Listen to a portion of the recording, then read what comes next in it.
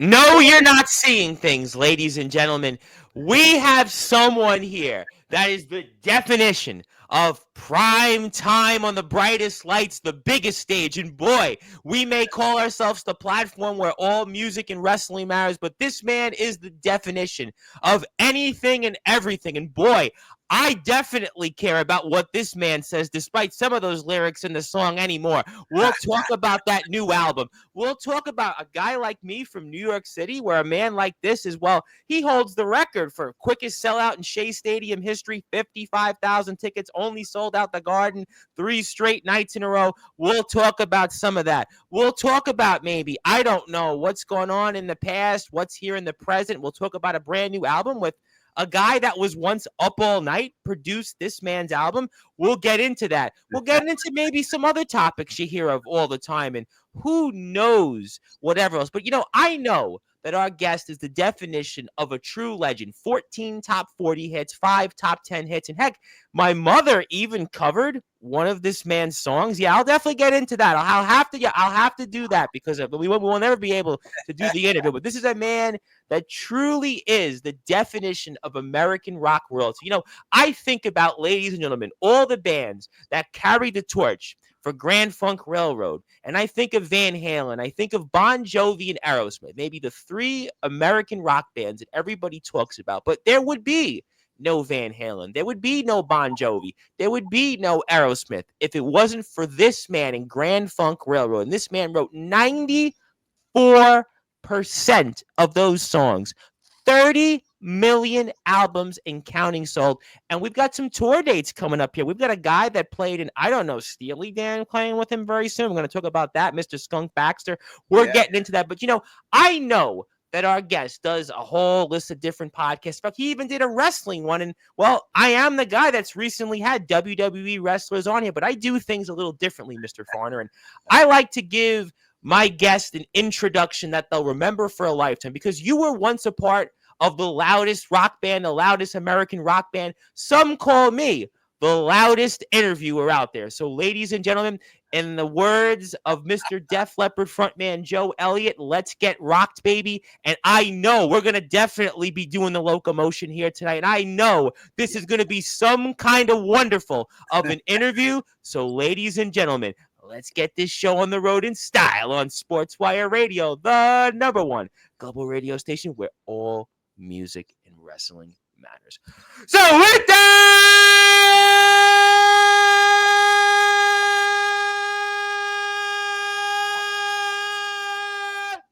without further ado, here on the Sports Report. Yeah, press that thing. #1 sports show, a man that is the definition of rock and roll royalty. 30 million albums and counting sold, 14 top 40 hits, 5 top 10 hits. The man that holds the record for selling out Shea Stadium in the quickest time, even quicker than the Beatles. His name is, simply put, my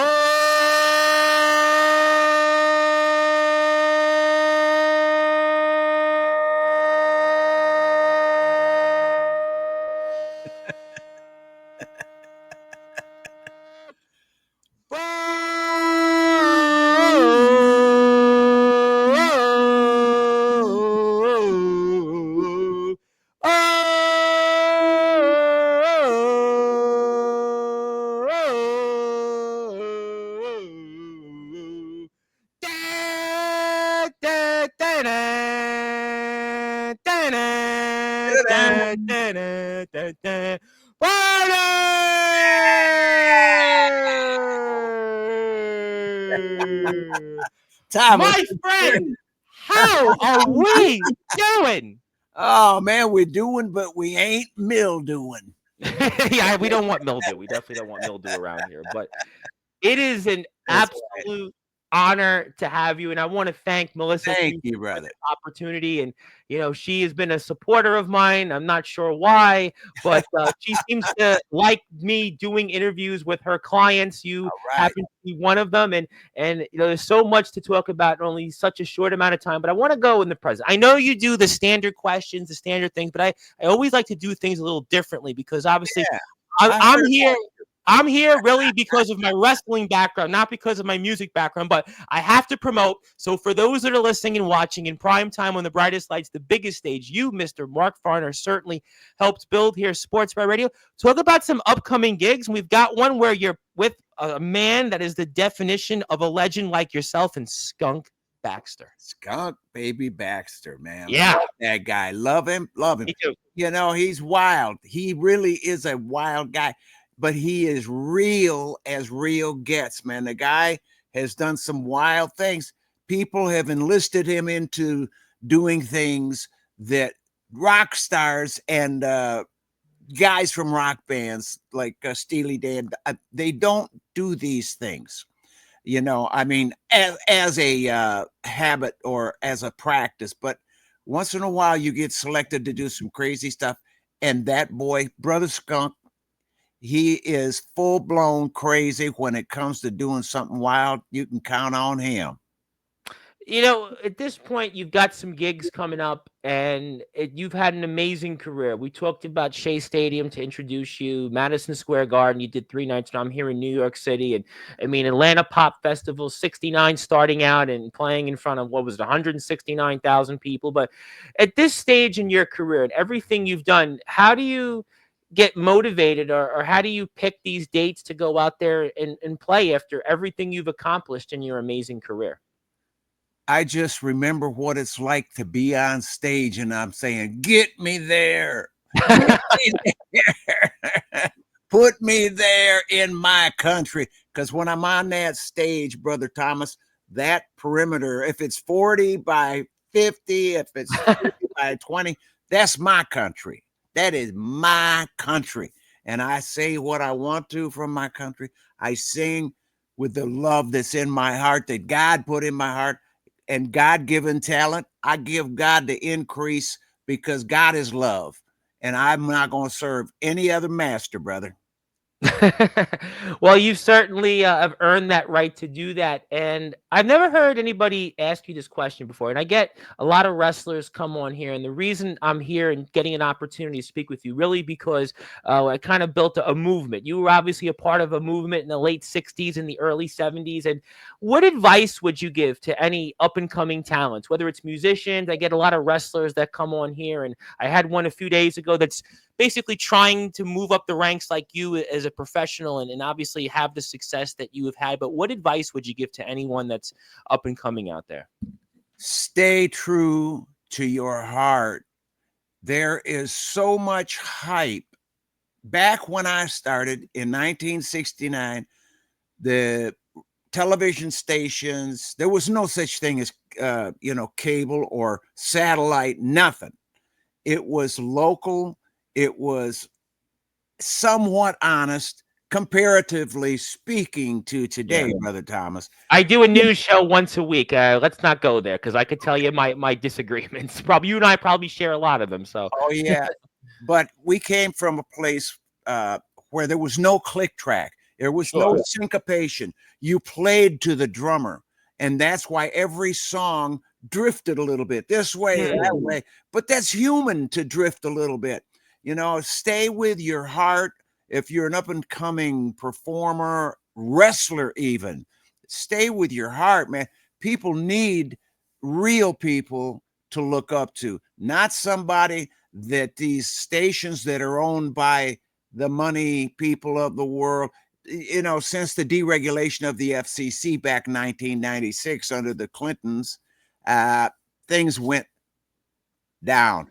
The moral content, the hope that a young musician would have, whether it be a he or a she, it don't matter, because it's hinged on the same kind of, you need the exposure. Back before, when it was just us and the FM radio to AM, I lived through that whole transition of AM to FM. So I know that that we went and played our music. If people liked it, the radio station would play it and make it a hit. Because the people were calling in saying, play Bad Time to Be in Love, play Bad Time to Be in Love.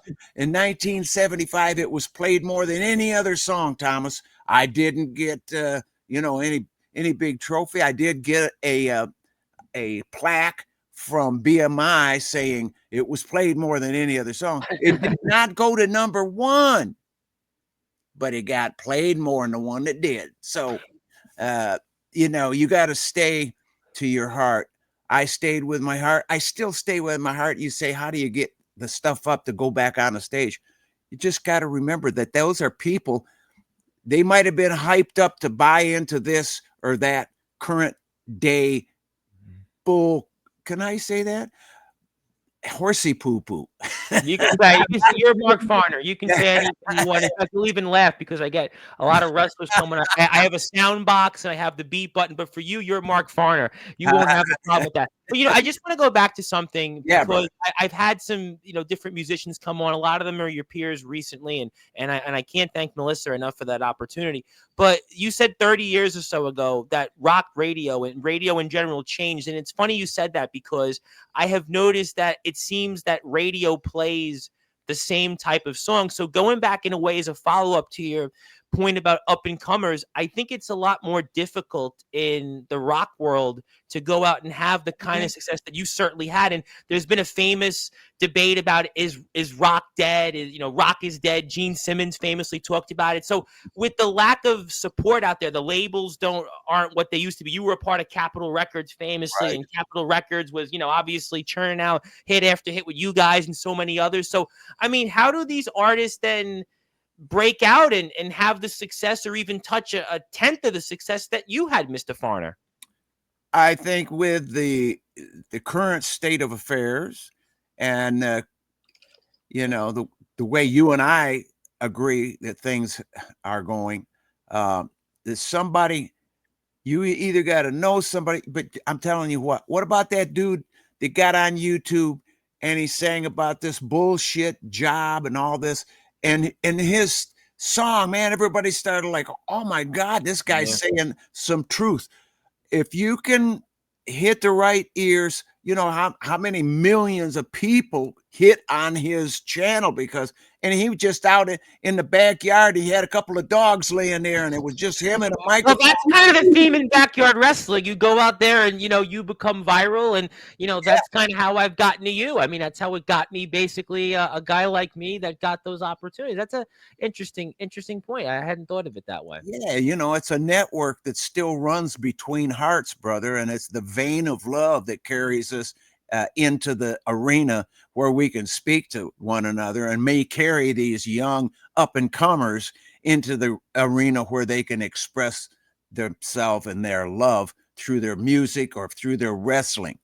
Yep, for sure. And I do want to give a plug to some stuff you have coming up, and you can go visit some of this here on markfarner.com. First of all, Mr. Farner is going to be playing 2 weeks from this coming Thursday. You're going to see him in Warrendale, Pennsylvania. You're going to see him at the Arcadia Theater. That's coming up on a Saturday. He's also going to be right after July 4th at a festival. You're going to see him at a few other dates. Stay tuned for more details on all of that. You can go to markfarner.com. You can also find out more information on the brand new album. We're going to talk about that closer to my home. That's going to be brought up here in a minute or so. But if you are here out there, please go out there and check out markfarner.com and buy a ticket. If you are nearby in the area, you will not want to miss this show. Mark Farner still got it. I was listening to some of his music. I was even going back listening to an old live album you had out there, and you sound just as good, and you look like you're still ready to go out and play in front of 55,000 people. So join the opportunities that everybody else will have and see Mark Farner and Mark Farner's American Band, really one of the greatest treasures, and go out there. So let's talk about the new album. Obviously, it's something I'm very excited about it, closer to my home. And it's so fascinating because you have Mark Slaughter, Mr. Up All Night. Obviously, the band Slaughter produces the record. It all dates back almost 20 years ago, an appearance on the Howard Stern show, and he produces the album. And in so many ways, you've worked with great producers, Frank Zappa, Todd Rundgren. So talk to me about what Mark Slaughter brought to the table here on the new album, and what was it like working with him here? He brought some fresh air. He brought some truth. He brought what I needed to hear, what I needed to feel, what I needed to see, and working in an environment where, brother, Happy, his dog, Great Pyrenees dog, is laying in the studio. I start singing. The dog starts, oh, oh my God. And Mark turns around and he goes, Happy, you can't do that. We're recording. And he has to escort the dog out of there because Happy was happy. He was just, in that environment, I'm at home, man. I mean, I got cats, we've had animals of every description, chickens, goats, cows, horses, you name it. I'm there. I'm very grateful to have that kind of earthy, brotherly relationship with Mark Slaughter and his lovely wife. We have, my wife Lisa and I, him and Leanne are the same kind of people. We are just we don't have to get dressed up to be dressed up. All we got to do is put that smile on, put our heart up front, put our heart, and let that come out of our mouth. But to work with him in the studio was a blessing because I kind of anticipated what he was saying. He would reach over and touch me and say, to get my attention. And I'm like, all right, okay. And he's got my attention. And I heard him like with ears like Dumbo, brother. I'm hearing him big time. Yeah. It didn't take long. But we only had a few times when we really got in the same room together, and we made the best of those times. He's a touring musician. I'm a touring musician. He's had a really interesting career. People think of just his own band, but he's done a lot of different things. And I also know you share something in common with him. You're both 8th Cherokees. I think that is so important and important to note. So you and him share a bond that a lot of musicians or anybody else wouldn't share. That's right. Yep. And we talk of that, we speak of that, but it's second nature. It is our strong suit, and it is accompanied by the know-it-all that we don't, speak of, but we're tuned in to our hearts, and that channel is fulfilled between us. I mean, I could be sitting there and I know what he's going to say before it comes out of his mouth. And it's the same way with him, with me. I sent him this little thing I was working. Had my acoustic. I put it on the phone. I said, dude, listen to this. An hour later, I get this full-blown production of guitars, bass, vocals, drums, everything's coming off of this little thing I just sent him an hour previously. I said, how in the hell did you do that? I mean, he felt it. We on the same kind of a rock groove line. We know that the groove has to be deep. And because I'm playing in the original American tuning. Yeah, 4-3-2, right? You're playing 4-3-2, brother. Yeah, man, Thomas, thank you. This 440 is bullshit. Yeah, I took, it's funny you said that because in college I took music theory, and when you were talking a lot about this to promote the album, I was like, boy, I went back and thought about my music professor, Professor Ross, who talked about this, and I was like, I remember, it was like such a small world, and it's kind of fascinating because I can hear it in some of the album, and that's really something that I think you really took time as a musician to want to play in. Yeah. Yep. Well, we both feel the same about it. It's natural, and we want to come off natural, but we want to boost people with some supernatural love and the supernatural spirit that inhabits us while we're here. We have a talent. Mark knows he's got a talent. I know I've got a talent. We don't reach around and break our arm patting ourselves on the back, but we give that increase of that talent, whatever that brings to us, we give it to love. We give it to love. We're going to forward that on in love, and through the songs, like anymore, we're Yeah. passing that love forward.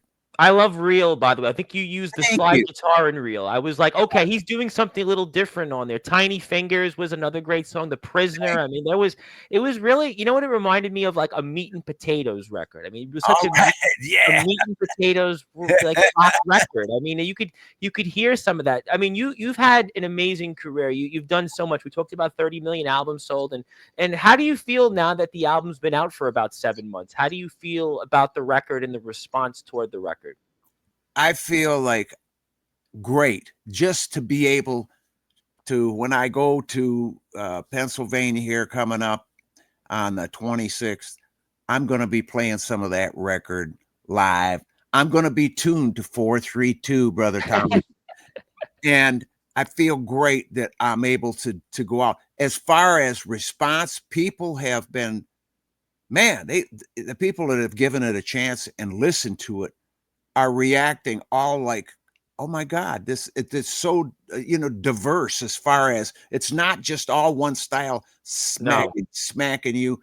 And that was one thing that Slaughter told me right from the get-go. He says, I want to give them a taste of everything that you are. I don't want to just hit them rock, rock, rock, rock. I want to give them some of your heart, some of the, bad time to be in love. I want to give them that part of you. And I think that he drew it out of me, and he did a great job. And I feel great about the way it's being responded to, and the people Yeah, that have. and I think that in this day and age, as we're here with the legendary Mark Farner, of course, who was from Grand Funk Railroad, 94% of their songs, by the way. He's got his own band out right now, which you're going to be playing at a number of different dates here in the next couple of weeks. My name is the Reverend Tom Bryce, your voice, figuratively and literally, where all music and wrestling matters here on Sportswire. And if you're here, like, share, and subscribe to this. And we're here with the legendary Mark Farner. Go to markfarner.com for more information on the tour and the new record. And thank you to Melissa Cusick for the opportunity. And, it's interesting because I've had on some contemporaries of yours, and it's always a challenge putting out new music and getting people to go out and either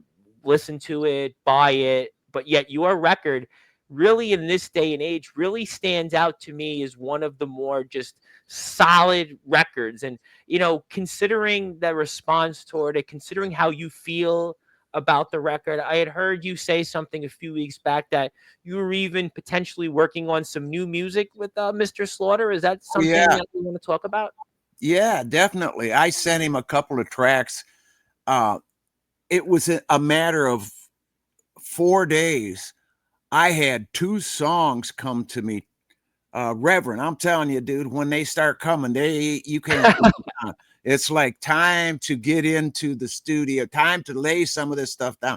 All I did was send him tracks that I put a click track, a kick drum, Yeah. snare, and a hat, just to give him the outline of the song. And he's going, oh my God, yes, you got it, man, this is it. And I sent him one, and he's going, well, we need to do this and this and this. And then I sent him, my friend put some horns on it, and he goes, oh, holy shit, yeah, now I see. This is the way. Okay, this is the way we're going to approach this. And it's fun because I never know what I'm going to get out of him as far as response, but I know it's going to be honest. Yeah, I think that's important because again, you've worked with Todd Rundgren, you've worked with Frank Zappa, so you've worked with producers that are like a Mark Slaughter that have been in bands or have been that type of musician. So I think it's important that you get that honesty, and I think that any musician wants that. And again, Mark Slaughter has had that kind of career, so I think it's certainly something that we're very excited about. I did want to ask you this question because it was something that really hit a lot of people, especially here in the wrestling world. A few weeks ago, Rick Derringer passed away, and I was wondering if you had any memories of Rick Derringer, because famously he wrote and performed the song for Hulk Hogan, "Real American," and I was wondering what your memories were, any thoughts you had on the passing of Rick Derringer. My thoughts of Brother Rick is, he inspired me prior to me even knowing him. I loved the way he played the guitar. I loved the way he made it sassy. I loved the way he made it stand up and stick out, man. Like this is something that's going to grab you. uh, and it grabbed me.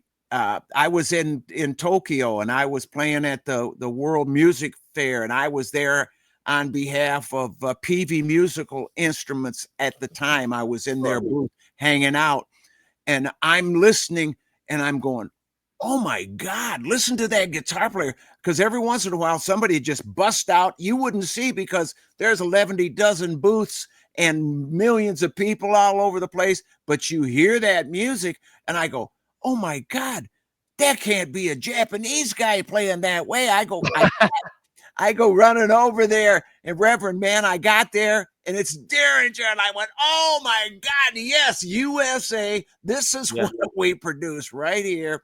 And it blessed my socks to know that it was Rick, because he was one of my guitar influences. Jimi Hendrix was number one, period.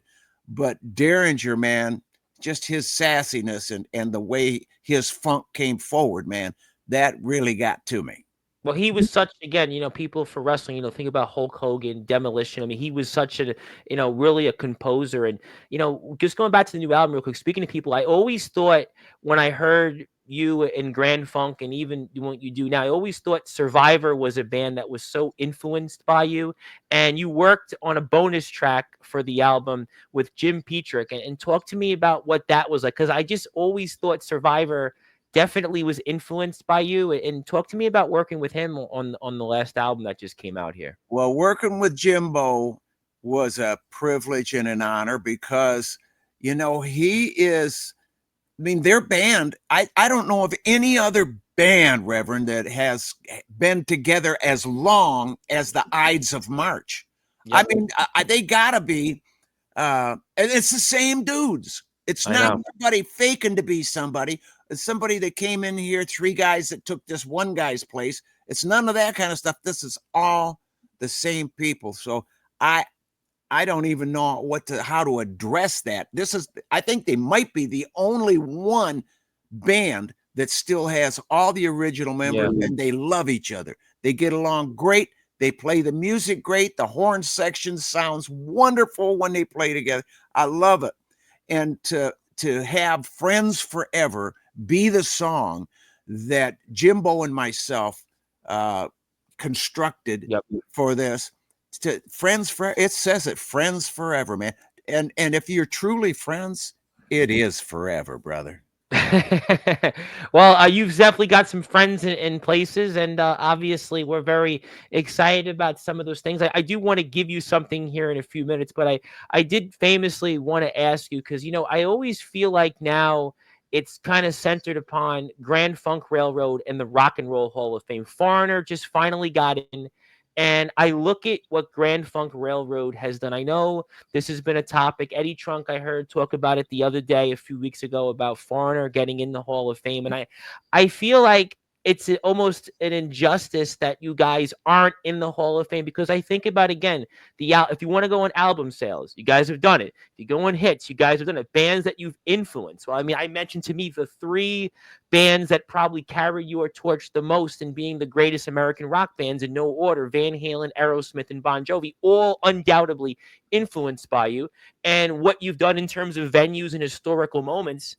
And you guys by the way, also blew off Led Zeppelin off the stage. How about that? Nobody talks about that as much. And to me, I mean, do you care at this point? Do you want to be in the Rock and Roll Hall of Fame? And what is your opinions on that now? Now that obviously it is what it is. Well, since it's so political, it's all politics, all bullshit, because the people have no say-so of who's in there. If the people had say-so of who was in there, Kiss would have been in there a long. I know Rush had to wait a long time. I mean, even Foreigner, like, exactly. Why did Foreigner have to wait so long? Yeah.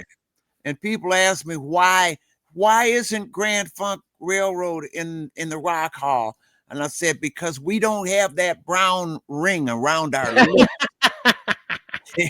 It just don't fit. And we don't bow to that God. That's all man-made bullshit. Same with Nugent from your state. Nugent Yeah. should be in the Hall of Fame. I don't know Yep. how he's not in the Hall of Fame. I mean, there's so many people that it's almost like I just to me, it's almost like they shouldn't even call themselves the Rock and Roll Hall of Fame because I look at your band especially, and I look at what you start your career at Atlanta Pop Festival, Shea Stadium, breaking the record the Beatles had, the amount of hits you've had, the record sales, who you've influenced. You're still going out there. To me, it's almost like I don't even know how they should call themselves the Rock and Roll Hall of Fame. Right?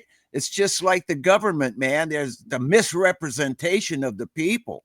That they have cloned themselves by looking at the U.S. government, and it's a misrepresentation of the people's will. The people of this country are some pretty nice peacekeepers, loving bunch of people, but they're misrepresented by a bunch of high-minded a-holes that don't represent us. Well, it sounds like what happened with radio. It's the same thing, right? Radio with the deregulation and all of a sudden now radio is not what it used to be. I mean, you could hear a song and you could hear a bunch of new songs. Now, we have here Q1043 in New York. I don't even listen to it anymore. There's no reason to. There used to be WNEW, but I knew that I was going to ask you this question, Mr. Farner, because I have a little surprise for you. Speaking of the Rock and Roll Hall of Fame in Ohio, I know that they certainly can't get it right, but I am glad for those that are listening and watching here on Sportzwire, I got it right because you're now the newest member of my Hall of Fame because I have a Hall of Fame and I have a bunch of other people in there, WWE wrestlers and others, and this is yours, sir. So if they don't get it right in Ohio, at least I got you in my Hall of Fame. So God bless you. Thank you very much. Tom Bryce, you're a good man. I don't give a shit what they say about you. Well, they do say a lot of things. Right? They tried to mug me yesterday morning, but that's okay. But obviously, we'll give you the physical copy here. I did want to ask you. Being from New York City at Shea Stadium, I know everyone asked you about it, but I always feel like for me, it's kind of one I almost have to ask because I grew up literally subway stops away from Shea Stadium. And for you. Playing and breaking the Beatles record. And I mean, what was that like? What was that experience like in 71 at Shea? It's still, when you mention it and my mind zooms back to going up on that stage with the roar, but it wasn't overpowering, just the roar of love, dude. The people were just so happy to see us on the platform. Man, I was floating 3 feet above. I don't know if my feet ever did touch the stage. I'm telling you, I was on the emotional waves, the rush that took the stage that night. And I saw him in action when we flew over in a helicopter, and I saw Humble Pie down there. And this is with Stevie Marriott, playing and singing, and Frampton playing lead guitar. This was the original rockers that Grand Funk brought from Europe. They opened our European tour, and I told Terry Knight, I said, dude, we got to get those guys to open our U.S. tour, to open the dates for us. And that was it right there. That was their opening shot in the U.S. And the rest is history. It's it's a good thing. It's that memory gives me goosebumps just to think about when the people started singing, I'm getting closer to my home. They started singing it louder than the PA, dude. Yeah, it was. And that was a big cavernous place. I mean, I went there a few times as a kid to watch a baseball game. That was a cavernous place to play. So the fact that you guys were doing that, that's such a really cool thing. And in those days, you had to go and go to the box office and buy the ticket. It wasn't like now, hey, I can go to markfarner.com and buy a ticket, which we want everybody to for June 26th, June 28th, July 5th. But then you had to go all the way down there in the middle of central Queens and buy that ticket. So, I mean, I could visualize all of that. So that makes it even more special in doing what you guys did. And I mean, you did so many things in your career. And I never hear anybody ask you this question, but is there one or two moments in your career that stand out most? Well, playing in Schweinfurt, Germany, there was 30,000 troops, U.S. troops, and then the civilians, German civilians. And there were semi-flatbeds backed up to each other to make one big, huge stage. And there was 3 tanks out in front of us on that field. And they used the light, the target light on the turret. And so when I run across the stage, that tank, the gun is following me like, and I'm going, oh man, this is like some eerie stuff. But you talk about an audience. Oh my God. Yeah, man. And Humble Pie opened that one for us. We came out and kicked ass and took names, and we brought some home to our brothers and sisters that were there stationed in Germany. Wow, that's a great thing, and thank you for all that you do for our veterans. Thank you for everything that It's you my do with for privilege. them, and that's definitely something that hits home here. And I also want to mention my mother because she actually is covered. We're an American band. She sings here, locally, and she's All covered. We're right. an American band. Yep, she's covered it, and we're talking about I'm your captain and closer to home, and That's she was she covers it, and she wanted me to bring this up because she'll be watching that. Yep, and yep, she's been singing that, and obviously a big fan of the band, and as a lot of people are, and I was wondering also, you've done so many amazing things in your career, but I always wondered about this because you mentioned Jimi Hendrix, and when I was in college, music theory, one of my term papers was on Jimi Hendrix, and what was your memories of Hendrix, and what was he like? Because you obviously Grand Funk in his career, you would have intersected around 69, 70, and such. And I was wondering what Yeah. your memories of him were like. We played Fillmore East.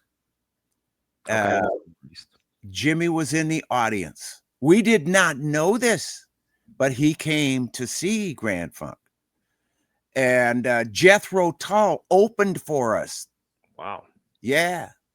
And when I got off stage, going back to the dressing room, Terry Knight, our former manager, God rest his soul, uh, he was ahead of all of us. And I'm thinking, what the hell's going on? He's never leading. He's always dragging up the rear, making sure, he's not missing out on any opportunities back there.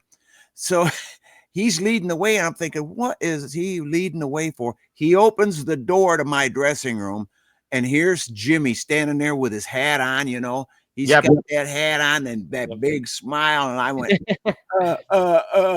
now I was so starstruck, brother. I am not kidding you. But turns out we were great friends. And the times that we hung together, we didn't talk music. We talked fishing. We talked all kinds of stuff. But what a great guy he was. And I was just, like a lot of other guitar players, just envious of the way he could make it scream, he could make it sing, he could make it cry, he could make it speak to you. And that's a command that very few people are even. Yeah, I looked at his career, he was only around a few short years, but the amount of music he made and the influences, it just really cuts across so many different Yeah. genres and backgrounds. Just amazing what he, kind of like yourself, obviously, what you've done, certainly in your career, Grand Funk, as I said, you influenced so many bands. Do you feel like that you influenced some of these bands that and such? I know, I hear them, and I know. And Prince was another one who said, that he gave kudos to me, in particular to Grand Funk Railroad, but he loved to see me put the show on, and he picked up a lot of what to do. Not the same moves by any stretch of the imagination, or the same music, but you learn from seeing somebody who. Well, you were R&B influenced. I mean, we Yeah, can hear man. it. Obviously, Some Kind of Wonderful. We can hear it in the Locomotion. I mean, obviously Yeah. all the stuff. Even now in the new record, I mean, there's no question that you. Yes, I mean, certainly you. I could hear Cream. I could hear Hendrix, but there's no question that you did have a background that somebody like a Prince might have been influenced with. You want to even throw it out there. Michael Jackson. He certainly had guitars in certain songs. I mean, there's no question. Sheila E. Obviously. So you think about like different artists that maybe you wouldn't think of the hard rock act. Yes, we think about you, like I said, to me, it's so obvious you influence Van Halen, you influence Bon Jovi with the melodies, the background vocals, the riffs, but like, but those acts as well, I could see because of that soul, R&B background that you and Grand Funk brought to the table. I could see that. Yeah, man. And that, of course, is part of the upbringing we had in Flint, Michigan. We had CKLW across the river in Canada. Ontario, Rosalie right? Trombley. Oh my God. If Rosalie played your song, it was going to break. It was going to break everywhere because everybody was listening to that gal. What a ear she had for music and what an influence, absolute dynamite influence on rock and roll Rosalie Trombley was. God bless her.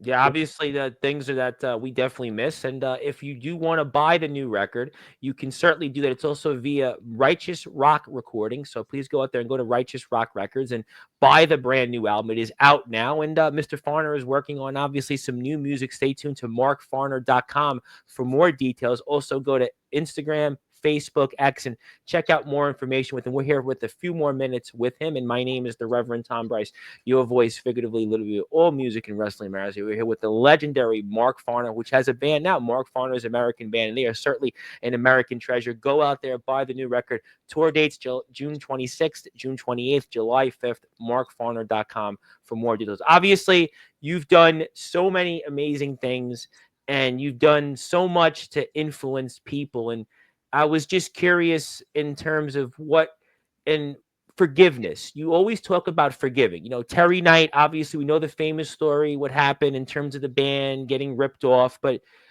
I get a lot of wrestlers that do come on. And, some things in the wrestling world where, guys come on here and, they call their shot, they say certain things, but yet you have been a very forgiving man. You talked about love. You always talk about love. And, why is forgiveness so important for anybody that's out there and being successful and in the different worlds that we're in? Obviously, why is forgiveness so important, sir? The hype, brother, the hype is in the lies. And forgiveness is in the truth of your heart. You can't follow. I mean, it's very possible. And you and I have both seen people who get caught up in the hype. Yeah. And they can't live it. They try to live it. They can't live it. So you gotta put your governor on and keep that shit away from your heart. And to live forgiveness, that's love. That is the definition of love, is forgiveness. And when you can, get yourself in such control that you won't let anything piss you off, set you off down this street, it's talking bad shit. No, you don't need to do that. Forgiveness. The world needs love. All this other shit is going to stay here on this earth. The only thing we take with us is the love. I'm telling you, the Beatles had it right in that respect. The love you take is equal to the love you make. Now that's, what, and I hope that some of the usuals that come onto my platform certainly take your advice. You've sold 30 million records, so maybe they won't listen to me. They'll definitely, listen to you coming up. And obviously, again, please support this man. Everything that this man does. He's the newest member of our Hall of Famer. And by the way, you blew Led Zeppelin off the stage. I mean, that's got to be one of those things that people. I think that's kind of a a cool thing in a sense. What was that like, blowing them off the stage? Well, people say we blew them off the stage, but really, we just were being our young ass selves and taking it to the audience. We knew how to deliver. The three guys, Mark, Don, and Mel, could deliver the energy to the audience, and no one else but those three can represent those songs. I know that there's a lot of people that were talking about, oh, they had to hire three guys to take your place and all this. It doesn't matter. The thing to remember is the original three. That's where the sound came from. Those are the only three people that can make that noise. What you guys did, I mean, it's just, to me, I mean, obviously, before I let you go, it's the question on people's minds to this day is that, will we see it at least one more time? I mean, you, Don, and Mel, Grand Funk Railroad. I mean, I know you're out there. We're going to see these dates coming up, June 26th to 28th, July 5th. We have a few other stuff coming up after that. But I mean, Are we going to see you guys one more time? I got to ask it. It won't be my fault if you don't, because I've been trying to get those guys to go back together and let's give them the real deal for the last 20 some years. Yeah. But it's always shot down with laughter and ha, ha, ha, we're doing well. I don't, God bless those guys. You could be loster than a goose in a snowstorm. Think about that. Flying around. That's lost. I just think people, the fans deserve it. And, you don't want. Absolutely, man. I feel More like than the fans anything. shouldn't go out with a whimper. I mean, I look at Eddie Van Halen dies 5 years ago, and Van Halen goes out with a whimper. I look at, Cream came back 20 years ago, and they did some dates. I look at, what's going on with certain bands. And to me, the world does need Grand Funk one more time. They, you're Homer Simpson's favorite band. Amen. I mean, so at this point, I just look at it and I see certain bands out there, and we see the what ifs, and we couldn't see them one more time, and different lineup change. But you guys are alive. They talk with Rush, a few years back. Neil Peart dies, and people were like, well, it ended, but they didn't really want it to end, and and I just see this playing out all the time, and I just think that Grand Funk should go out there one more time. You look great, you're playing great. A lot of your peers are figuring, well, maybe I don't want to tour anymore, maybe I don't want to play, but you're going out there and you're doing certain things, and I think I would hope we see it one more time. And guys like me, I'm a younger guy. I obviously, I was a twinkle in the world's eyes when you guys were in the heyday. I didn't get a chance to see you guys play. I would love to, see it. And I think a lot of my generation that's younger, that's gotten into the band, would like to as well. I think you're right, Reverend Tom Bryce. God bless you. I appreciate you saying it. You're spouting truth today.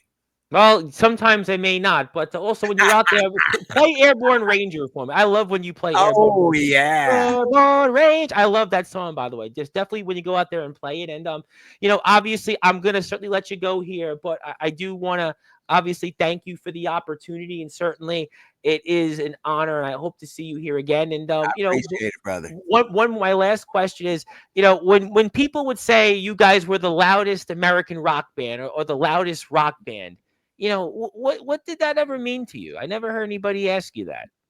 What? You are definitely you're the right man to be here. I got that. I think I know what I need to do now. I'm going to pass the baton to you, Mr. Farner. You got the floor. You got closing thoughts. Anything else you want to plug, share, and say, take it away. That's it, man. I appreciate the certificate. I think, what? I guarantee.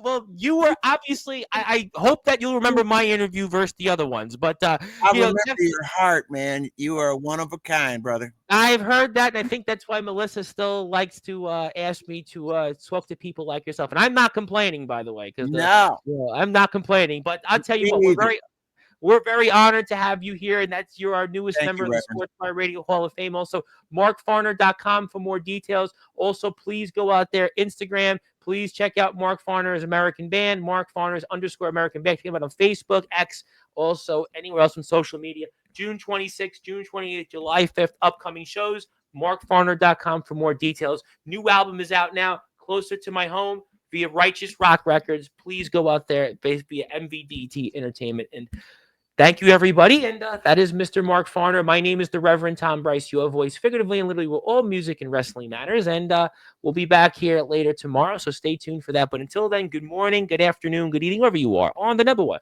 Global Radio. Reverend Tom Bryce. Yeah, man. Yeah, well, you know what? You want to say? Yeah, well, thank you, Mr. Farner. Yes, thank you for the kind words. And I'll put that on my obituary when that comes. But thank you, everybody. And we'll